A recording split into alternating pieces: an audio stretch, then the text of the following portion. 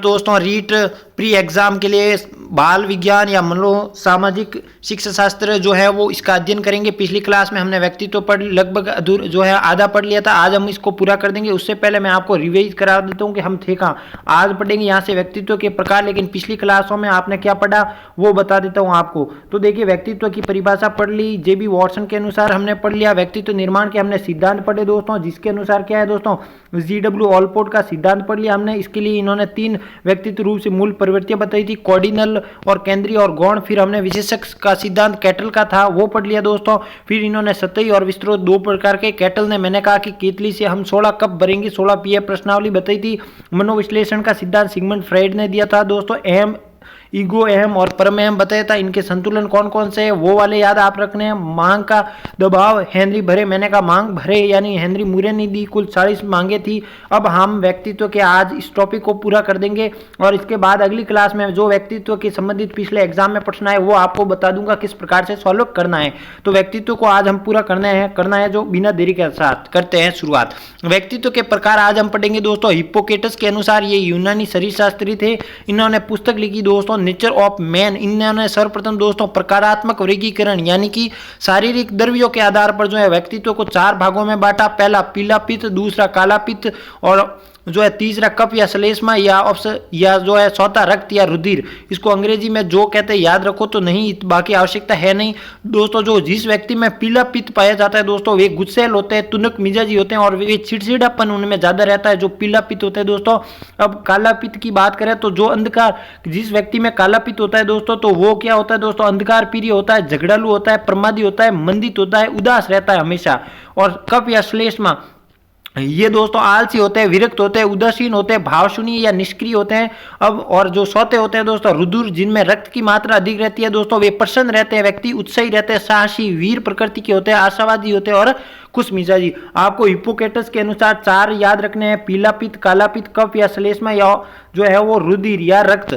चलिए आगे बढ़ते हैं व्यक्तित्व के प्रकार। पहले हमने पढ़ लिया किसके अनुसार, हिप्पोक्रेटस के अनुसार। सार क्या, काला पित्त, पीला पित्त और आगे 2 कौन कौन से हैं दोस्तों याद करिए, कमेंट बॉक्स में करना है आपको कौन कौन से सार थे। अब बात करें दूसरा सेंट्रल के अनुसार, बिल्कुल किसके अनुसार, सेल्डन के अनुसार व्यक्तित्व। इन्होंने पहले तो याद रखना है इन्होंने किस आधार पर वर्गीकरण दिया व्यक्तित्व के, तो शरीर रचना के आधार पर। किसके आधार पर, शरीर रचना के आधार पर 3 प्रकार बताए, ये आपको याद रहना है दोस्तों, शरीर रचना के आधार पर। अब ये 3 कौन कौन से इसको पढ़ना है एग्जाम में, हर बार एग्जाम में यहाँ से क्वेश्चन बनता है दोस्तों। ये होता है दोस्तों गोलाकार। अब गोलाकार आपको हिंदी में अंग्रेजी में भी याद रखना है दोस्तों, इसको एंडोमॉर्फिक कहते हैं या इसको पिकनिक प्रकार कहते हैं। 3 नाम आपको याद रखने हैं। गोलाकार होता है दोस्तों ये एंडोमॉर्फिक या पिकनिक प्रकार। अब आपको याद कैसे रखना है दोस्तों, तो गोल होते हैं, जो गोल व्यक्ति होते हैं वो क्या करते हैं दोस्तों, पिकनिक पर जाना पसंद करते हैं। इस प्रकार से आप याद रखिए। ये व्यक्ति क्या है दोस्तों, व्यक्ति शरीर से कम लंबे होते हैं, जो मोटे होते हैं, हंसमुख यानी हंसते रहते हैं, कार्य के प्रति कम ध्यान देने वाले होते हैं दोस्तों, जो मोटे व्यक्ति होते हैं। गोल व्यक्ति होते हैं दोस्तों ये भोजन प्रेम यानी इनको भोजन अति प्रिय जो है वो प्रेम है, मिलनसारिता होते हैं, प्रशंसित होते हैं। ऐसे व्यक्तियों को सेल्डन ने दोस्तों क्या कहा, विस्टोनिया कहा है दोस्तों। ये आपको याद नहीं रखोगे, आपको याद रखना है गोलाकार, एंडोमॉर्फिक, ये पिकनिक प्रकार के होते हैं। और थोड़ी बहुत इनके अंदर जो विशेषता है वो आप याद रख लीजिएगा। मैं मानता हूँ याद हो जाएगा, क्योंकि गोल व्यक्ति आपको पता है खाने में पसंद होते हैं, घूमने, हंसमुख, इस प्रकार से याद रखिए। दूसरा क्या है दोस्तों, लंबाकार, इसको एक्टोमॉर्फिक बोलते हैं और इसको एस्थेनिक। 3 नाम हर बार में याद रखना है। पहला मैंने बताया था गोलाकार जिसको एंडोमॉर्फिक कहा जाता है और पिकनिक प्रकार के। दूसरे मैंने बता दिया लंबाकार जिनको एक्टोमॉर्फिक या इनको कहते हैं एस्थेनिक। ये अधिक लंबे होते हैं दोस्तों, इनका दुबला पतला शरीर होता है, कृष्णकाय होता है, कमजोर शरीर। ये सुगलखोर होते हैं दोस्तों, जो लंबे होते हैं व्यक्ति होते हैं वो सुगलखोर, चिड़चिड़े रहते हैं। इस प्रकार व्यक्ति के स्वभाव को दोस्तों क्या कहा, सेरिब्रोटेनिया। ये आपको याद नहीं रखना है, ये याद जरूर रखना है आपको कि लंबाकार एक्टोमॉर्फिक होते हैं, जो एस्थेनिक होते हैं। 3 नाम याद रखने हैं। ये लंबे पतले जो है वो सुगलखोर होते हैं। अब ये मेरे अनुसार नहीं है, ये किसके अनुसार है दोस्तों, ये सेल्डन के अनुसार है। ये आप बुरा ना मान जाओ सर ये कह रही, मेरे अनुसार ना मैंने इसमें डाला है ना कोई, ये जो है वो सेल्डन के अनुसार है। इन्होंने कहा कि जो लंबे व्यक्ति होते हैं वो सुगलखोर, दुबले होते हैं और चिड़चिड़ेपन वगैरह होते हैं। तो आपको 2 याद रखने हैं। कौन कौन से? 3 रखने हैं टोटल। पहला मैंने बता दिया गोलाकार जिसको एंडोमॉर्फिक एस्थेनिक, फिर मैंने कहा जो है वो लंबाकार जिनको एक्टोमॉर्फिक या एस्थेनिक, और तीसरे क्या है दोस्तों आयताकार, जो कि क्या है मिसोमॉर्फिक, क्या है मिसोमॉर्फिक, जिनको एथलेटिक प्रकार भी कहते हैं। ये क्या कैसे होते हैं दोस्तों, इनकी लंबाई सामान्य होती है, संतुलित शारीरिक संरचना होती है, यानी फिट होते हैं, स्वस्थ होते हैं, जोखिम और बहादुरी भरे कार्य ये करते हैं। कौन? आयताकार दोस्तों। आयताकार मिसोमॉर्फिक प्रकार के व्यक्ति होते हैं, वो ज्यादा करते हैं बहादुरी और जोखिम के कारण। स्वभाव में इनको दोस्तों क्या कहा? सेमोटोनिया। क्या कहा? सेमोटोटोनिया। तो आपको ये याद रखना है इसमें कि आयताकार, मिसोमॉर्फिक और एथलेटिक प्रकार, तीन प्रकार बताए मैंने। पहला बताया आपको गोलाकार, जिनको एंडोमॉर्फिक या उनको पिकनिक प्रकार तीन नाम से कहते हैं। ये हंसमुख होते हैं, ये भोजन प्रेमी होते हैं, कार्य के प्रति कम ध्यान देते हैं। दूसरे मैंने बताया लंबाकार, जिनको एक्टोमॉर्फिक या एस्थेनिक प्रकार का, ये सुगलखोर लंबे होते हैं, क्रस्ट का शरीर का होता है। और तीसरा कहा मैंने आयताकार, मिसोमॉर्फिक, एथलेटिक प्रकार, शारीरिक जो है वो लंबाई जो है समान रहती है, जोखिम भरे कार्य करते हैं। ये तीन आपको याद रखने किसके अनुसार? सेंट्रल के अनुसार। चलिए अब बात करें क्रेस्मर। क्रेस्मर के अनुसार दोस्तों, अब आपका जो अगर सेल्ड्रन वाला आपने अच्छी तरह याद कर दिया ना, तो उसका फायदा आपको क्रेस्मर में आ जाएगा। कैसे आएगा? इन्होंने भी देखिए जो है वो कितने चार प्रकार के बताए, जिसमें पहला बताया इन्होंने गोलकाय, जैसे कि सेल्ड्रन ने बताया गोलाकार, यहां पर भी इसने भी सेम बताया गोलाकार, जिसको पिकनिक प्रकार के कहते हैं। दूसरा लंबाकार, इन्होंने भी लंबाकार कहा, और एस्थेनिक प्रकार, ये भी याद रखिएगा। तो दिक्कत है ही नहीं, सेल्ड्रन वाला कर दिया तो ये आपका याद हो जाएगा। फिर इन्होंने तीसरे में बदलाव कर दिया, ये याद रखिएगा। तीसरे में इन्होंने कर दिया सुडूलकाय। सुडूलकाय को दोस्तों एथलेटिक प्रकार का वही नाम है तीसरा क्रम से। और चौथा इन्होंने कहा मिश्रित काय, जिनको क्या कहा? डाइप्लास्टिक प्रकार या ऑस्प्लास्टिक का, ये इसका अंग्रेजी नाम है। मिश्रित काय को डाइप्लास्टिक प्रकार या ऑस्प्लास्टिक कहते हैं, और सुडूलकाय को एथलेटिक या पुष्टकाय व्यक्तित्व कहते हैं दोस्तों। ये हो गए तीन। क्रेस्मर ने दोस्तों, पहले बता देता हूं पुनः, सेल्ड्रन ने दोस्तों तीन बताए, गोलाकार, लंबाकार, आयताकार। उनको तीन नाम दिए। पहला कौन सा दिया? पिकनिक प्रकार का। दूसरा क्या नाम दिया उसको? एस्थेनिक। और तीसरे को एथलेटिक। उसी प्रकार क्रेस्मर ने दोस्तों कितने बताए? चार। लंबाकार, जिसको पिकनिक, दूसरा माफ कीजिए लंबाकार जो कि एक्टोमॉर्फिक, और जो है गोलाकार वो पिकनिक, और सुडूलकाय जिसको एथलेटिक, मिश्रित काय जिनको डाइप्लास्टिक। दो तीन बार करोगे याद हो जाएगा दोस्तों। आइजैक का वर्गीकरण। आइजैक का वर्गीकरण क्या दोस्तों? चार बताए इन्होंने। व्यक्तित्व के प्रकार पढ़ रहे हैं अलग अलग विद्वानों के अनुसार दोस्तों, पुनः ध्यान रखिएगा। पहला पढ़ लिया था हमने हिप्नोटाइसिस के अनुसार, दूसरा हमने सेल्ड्रन के अनुसार, तीसरा हमने किसके अनुसार? क्रेस्मर के अनुसार। अब चौथा है आइजैक के अनुसार। आइजैक ने चार बताए, अंतर्मुखी, जो कि इंट्रोवल, और बहिर्मुखी, स्वयं विरोधी, या तीसरा इसको न्यूरोटिक कहते हैं, और चौथा है समाज विरोधी या साइकोटिक। इसको याद करने की ट्रिक क्या है दोस्तों? इसको याद करने की ये याद रख लीजिएगा, आपको सारों विशेषताएं आइजैक के अनुसार याद हो जाएगी कि आइजैक अंतर्मुखी व बहिर्मुखी तथा स्वयं समाज के विरोधी थे।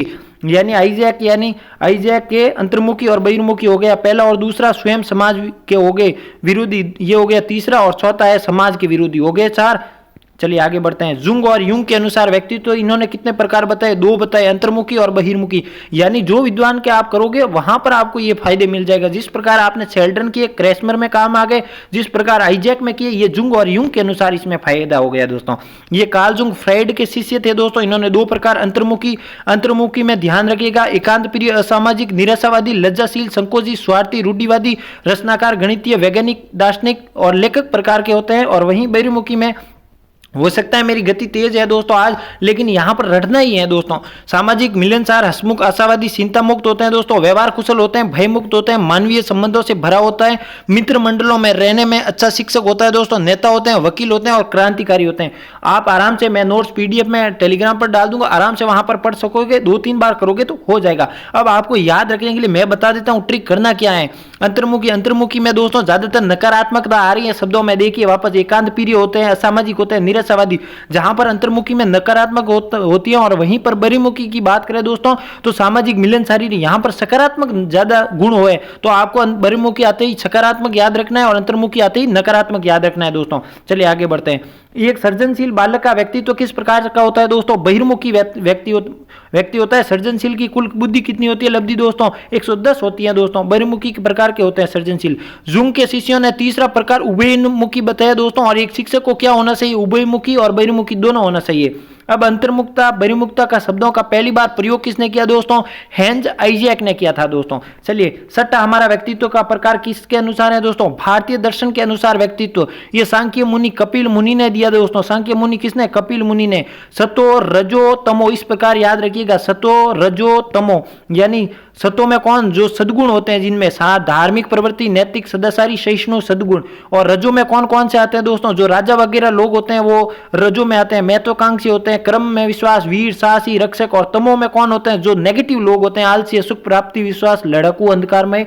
पर हमारी याद कैसे रखना है, भारतीय दर्शन के अनुसार सत्व, रजो, तमो 3 याद रखनी है। फिर आपको याद कैसे रखना है, सत्व में जो व्यक्ति सद्गुण होते हैं, अच्छे अच्छे होते हैं, वो तो आएगा सद्गुण में। रजो जो राजा लोग होते हैं वो आएगा कि राजा महत्वाकांक्षी होते हैं, क्रम में विश्वास रखते हैं, वीर होते हैं। और तमो में जो आलसी व्यक्ति के होते हैं। अगला है टाइप ए और टाइप बी का सिद्धांत किसने दिया दोस्तों, रोजन ने, मैन और फ्रीडमैन ने दिया। क्या दिया, आपको याद कैसे रखना है दोस्तों, टाइप ए और टाइप बी रोज फ्री में मिलते हैं। क्या करना है, याद कैसे रखना है, टाइप ए और टाइप बी रोज फ्री में मिलते हैं। तो होगा कैसे, टाइप ए और टाइप बी, रोजेज मैन और फ्रीडमैन। चलिए अगला सिद्धांत देखते हैं दोस्तों, आधुनिक दृष्टिकोण का सिद्धांत या पाश्चात्य दर्शन। ये भावुक प्रकार के व्यक्ति होते हैं, कर्मशील होते हैं, विचारशील। 3 याद रखने हैं दोस्तों, आधुनिक दृष्टिकोण के अनुसार भावुक, कर्मशील और विचारशील। नाम याद रखोगे आपका काम हो जाएगा। अगला देखिए, विचार शक्ति या कल्पना शक्ति का वर्गीकरण, थॉर्नडाइक। इतने याद रख लोगे बहुत है, ये 3 नहीं करोगे तो कोई बात नहीं। प्रत्यक्ष विचारक, प्रत्यक्ष विचार जो प्रत्येक घटना पर करते हैं वो पुलिस। सूक्ष्म विचारक जो गहन विषय पर गहन करते हैं वो न्यायाधीश। स्थूल विचारक जो लाभ हानि में विचार करते हैं वो नेता लोग या व्यापारी लोग होते हैं दोस्तों। चलिए व्यक्तित्व मापन की विधियां कौन कौन सी है दोस्तों, ये विधियां यहां से प्रश्न 100% आता है दोस्तों। तो मनोविश्लेषण की विधियां सिगमंड फ्राइड ने दी थी दोस्तों, ये 4 हैं। और प्रक्षेपी विधि जिसे IBT, SCT, टेट और सेट कहा जाता है, ये है क्या, पढ़ लेंगे। अप्रक्षी में दोस्तों 2 प्रकार की होती है, वस्तुनिष्ठ और जो है व्यक्तिनिष्ठ। प्रश्न कैसे आएगा, प्रक्षेपी विधि नहीं है, 3 आ जाएगा, एक दूसरी आ देगा। अप्रक्षी विधि कौन सी है, आपको व्यक्तिनिष्ठ, वस्तुनिष्ठ 2 दे देगा, एक कहीं और दे देगा। या अप्रक्षी विधि है 1 दे देगा और 3 कोई दूसरे दे देगा। इस प्रकार से प्रश्न बनेंगे दोस्तों। चलिए हम पहले इस तीनों को पढ़ेंगे। तो पहला है मनोविश्लेषण की विधियां, ये कौन कौन सी है, चलिए करते हैं। यहां पर आपको सिर्फ इनके तो थोड़ा समझना ही है, बाकी यहां पर से ज्यादा कोई दिक्कत है नहीं।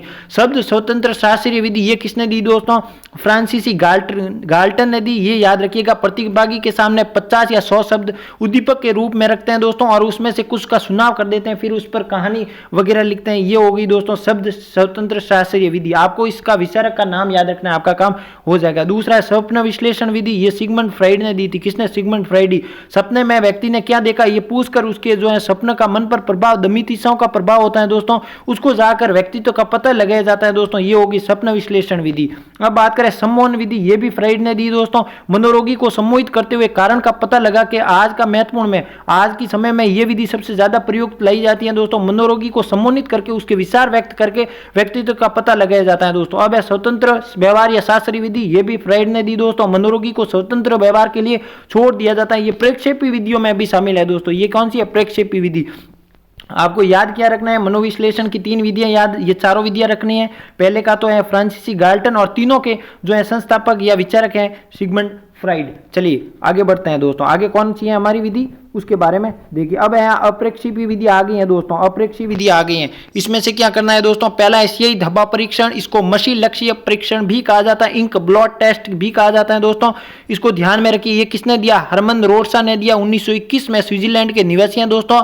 इसमें क्या किया जाता है दोस्तों, कुल 10 कार्ड होते हैं दोस्तों, जो कि 13 से 19 वर्ष के बालक के होते हैं। इन 10 कार्डों में दोस्तों 5 कार्ड ब्लैक और सफेद व्हाइट होते हैं, 2 कार्ड दोस्तों ब्लैक व्हाइट और रेड होते हैं। इनको तीनों को मिला के कत्थई रंग के कहा जाता है। और 3 जो हैं वो दोस्तों मल्टीपल कलर या बहुरंगी कार्ड होते हैं दोस्तों। और ये दोस्तों संस्कृति मुक्त परीक्षण है। क्या है दोस्तों, संस्कृति मुक्त परीक्षण है दोस्तों। तो सियाही धब्बा परीक्षण में हरमन रोसा ने कुल कितने कार्डों का प्रयोग किया, 10 कार्ड। सियाही धब्बा परीक्षण में कितने वर्ष के आयु के लिए है, 13 से 19। ये आपको याद रखना है दोस्तों। चलिए रटने वाला है, इसमें कुछ समझने वाला है नहीं। कहानी या वाक्य पूर्ति परीक्षण, SCT कहा जाता है इसको दोस्तों। ये सिद्धांत दोस्तों, ये परीक्षण दोस्तों पाइन एंड टैलेंडर ने 1930 में दिया। ये 1930 याद नहीं रखोगे तो कोई बात नहीं, पाइन और टैलेंडर ने दिया SCT, कहानी वाक्य पूर्ति। ये याद रखिएगा आपका दोस्तों। इसमें क्या की जाती है दोस्तों, कोई अधूरी कहानी या वाक्य दे दिया जाता है, उससे व्यक्तित्व का पहचान कही जाती है। कैसे, जैसे कि तुम भी चली गई, चली गई यानी ये वाक्य दे दिया किसी को तुम भी, और फिर आगे उसको उसको व्यक्ति को भरना होता है तो उसने मान लो कि सली गई ऐसा लिख दिया, तो उस व्यक्ति में सली गई यानी नेगेटिव भावना ज्यादा है, तो उसका व्यक्तित्व कैसा है, नेगेटिव। इस प्रकार की कहानी या वाक्य पूर्ति में परीक्षण किया जाता है दोस्तों। इस परीक्षण का भारत में प्रयोग दोस्तों विश्वनाथ मुखर्जी ने किया और शिक्षित व्यक्तियों के लिए यह उपयोगी है, क्योंकि कहानी या वाक्य कौन पूरी करेगा, जो पढ़ा लिखा व्यक्ति है वही दोस्तों। तो कहानी या वाक्य पूर्ति परीक्षण एससीटी पाइन और टैलेंडर ने दिया, इतना याद रख लोगे आपका काम हो जाएगा। तीसरा है दोस्तों प्रासंगिकता अंतर्बोध परीक्षण, ये हेनरी मूरे और मॉर्गन ने दिया था दोस्तों। किसने, हेनरी मूरे और मॉर्गन ने दोस्तों। ये 14 वर्ष के बालकों के लिए जरूरी है दोस्तों। इसका उपनाम याद रखिएगा, हमेशा पूछा जाएगा। प्रौढ़बोध जो है वो अंत चेतना भी आत्मबोधन और जो है कथा संप्रत्यय परीक्षण, इसको कथा कर दीजिए, कथा संप्रत्यय परीक्षण याद रखिएगा। इसको क्या कहते हैं, कथा संप्रत्यय परीक्षण। इसमें कुल 31 कार्ड होते हैं दोस्तों, 30 में चित्रित होता है और एक खाली कार्ड होता है दोस्तों। इसमें 10 कार्ड जो है वो पुरुषों के लिए होते हैं, 10 महिलाओं के लिए होते हैं और 10 कॉमन कार्ड होते हैं दोस्तों। इसमें क्या किया जाता है तो देखिए मैं बता देता हूं। एक व्यक्ति को 10 कार्ड दिए जाते हैं, मान लो एक व्यक्ति है, इसको पुरुष है, उसको 10 कार्ड दिए जाते हैं और 24 घंटे 10 कार्डों को भरना है, उस पर कहानी लिखनी है, 5 मिनट दिया जाता है और 24 घंटे के बाद 10 जो कॉमन कार्ड है वो कॉमन कार्ड दिए जाते हैं। और फिर अगर उससे भी व्यक्तित्व का पहचान नहीं होता है तो एक सादा कार्ड देके उस व्यक्ति की पहचान जो है वो व्यक्तित्व का पहचान लिया जाता है। यही स्टोरी है, ये समझ लीजिएगा आप। अब है चौथा अंतिम प्रक्षेपी में अपना अंतिम कौन सा है, बाल अंतर्बोध परीक्षण। ये किसने दिया था दोस्तों, जो है इसका विकास करता सबसे पहले विचार तो डॉक्टर अर्नेस्ट ने दिया, लेकिन इसका वास्तविक विचारक दोस्तों लियोपोल्ड बेलक ने दिया था दोस्तों। इसमें कुल 10 कार्ड होते हैं जिस पर पशु पक्षियों के दोस्तों चित्रित होते हैं और ये 3 से 10 वर्ष की आयु के लिए जो है वो महत्वपूर्ण परीक्षण किया जाता है। भारत में इसके लिए उमा चौधरी कोलकाता जिन्होंने पहली बार परीक्षण किया और इसमें चित्रों को देकर कहानी पूरी की जाती है। तो ये याद रखिएगा, बाल अंतर्बोध परीक्षण है किया। चलिए अब तीसरा है दोस्तों अप्रक्षेपी विधि। प्रक्षेपित विधि में आत्मनिष्ठ या इसको जो है व्यक्तिनिष्ठ भी कहा जाता है। ये 4 प्रकार की होती हैं, याद रखिएगा। एग्जाम में एक कोई दूसरी दे देगा, 3 यहां से देगा। आत्मदर्शन या अंतर्दर्शन, ये विलियम वुंट या टिचनर ने दिया दोस्तों। ये अमनोवैज्ञानिक विधि है, यानी मनोवैज्ञानिक विधि नहीं है, ये रटने वाली विधि है दोस्तों। व्यक्ति इतिहास विधि, इसको टाइडमैन ने दिया दोस्तों। ये व्यक्ति के इतिहास को समझकर समस्याओं के कारणों तक पहुंचा जाता है। व्यक्ति इतिहास नाम से ही पता चल रहा है दोस्तों। इसमें निर्णय के लिए कार्यों को, निर्णय में जो कार्य किए जाते हैं उसको केस स्टडी कहा जाता है। तो और तीसरी है प्रश्नावली विधि, जिसका प्राचीन जनक सुकरात को कहा जाता है। इसको शिक्षा में लाने का प्रयास वुडवर्थ ने दिया था दोस्तों।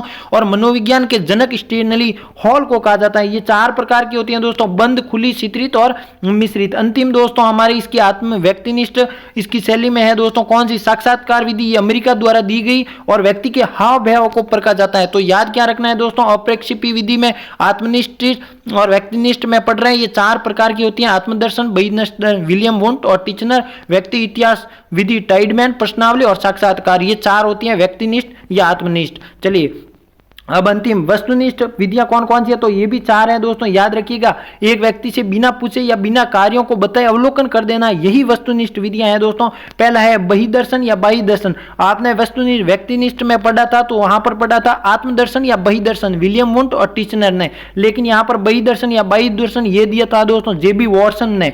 यहाँ क्या है दोस्तों, वास्तविक परिणामों की प्राप्ति की जाती है और मनोवैज्ञानिक विधि है दोस्तों। ये समाजमितीय विधि जेएल मोरेनो ने दी थी दोस्तों। ये किसी व्यक्ति के बारे में दूसरों से पूछकर व्यक्तित्व की पहचान करना ही जो है समाज विधि है। कक्षा में मॉनिटर जिस प्रकार से बनाते हैं तो सभी की सहमति से बनाते हैं, तो इसे समाज विधि कहा जाता है दोस्तों। शारीरिक दक्षता परीक्षण, ये दोस्तों अमेरिका द्वारा दिया गया, जैसे पुलिस फॉल इजी से संबंधित है। और अंतिम है हमारा क्रम निर्धारण मापनी, ये थ्रस्टन ने दिया था। तो याद कैसे रखना है दोस्तों, आपको इन 4 वस्तुनिष्ठ के 4 याद रखनी है दोस्तों और आत्मनिष्ठ की 4 याद रखनी है। ये हो गई आपकी विधि। पुनः बता देता हूं, हमने मनोविश्लेषण में देखिए कौन कौन सी पढ़ी थी, हम पुनः रिवाइज बता देता हूं आपको। मनोविश्लेषण में शब्द स्वतंत्र जो कि गाल्टन ने दिया, स्वप्न विश्लेषण सम्मोहन और स्वतंत्र व्यवहार सिगमंड फ्राइड ने दिया था। इसके अंदर क्या होता है मैं बता चुका हूं, इसके अंदर एग्जामिनर नहीं पूछेगा। आईबीटी हर्बन रोसा परीक्षण मसी परीक्षण कहा जाता है। एसईटी ये भी मैंने आपको बता दिया। कहानी या वाक्य पूर्ति टेट यानी प्रसंग अंतर्बोध जो है वो किसने दिया, हेनरी मूरे और मॉर्गन ने। और सेट भी दिया था। बाल अंतर्बोध जो है वो अर्नेस्ट और लियोनार्ड पोलेट बेलक ने दिया था। और व्यक्तिनिष्ठ की 4 मैंने आपको बता दी थी कौन कौन सी है और वस्तुनिष्ठ की बता दी थी कौन कौन सी है। तो ये आपको याद रखना है। व्यक्तित्व तो हो गया पूरा। मिलते हैं अगली क्लास में इसी जो है वो टॉपिक के क्वेश्चन लेके। कैसी लगी क्लास, हो सकता है मैंने आज स्पीड ज़्यादा कर दी लेकिन हमारे पास समय भी कम है। 27 तारीख को एग्जाम है, 27 फरवरी को एग्जाम है, तो उसी प्रकार से हमें गति पकड़ने में जो है वो पड़ेगी। तब तक के लिए नमस्कार, जय हिंद, जय भारत दोस्तों।